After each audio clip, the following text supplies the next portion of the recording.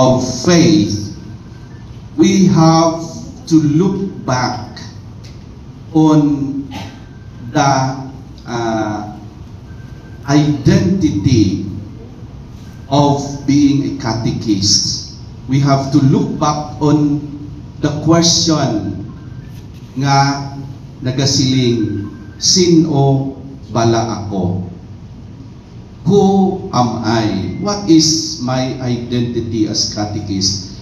Wala man gid sang medyo madalong gid nga kinalain sa ordinary baptized person ang identity naton as catechist. Well, it will always go back to this basic truth that I am a child of God.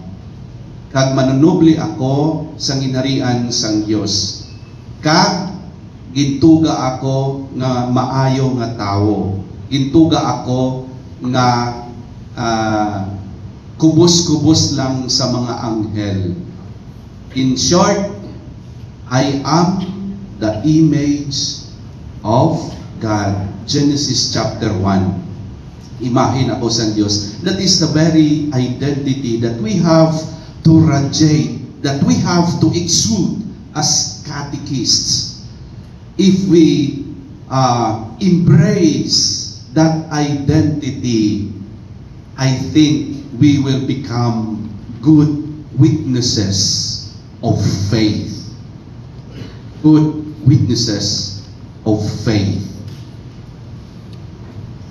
Hindi ko gid malipatan, I am sorry ha, pero before ko ihambalin nga istorya,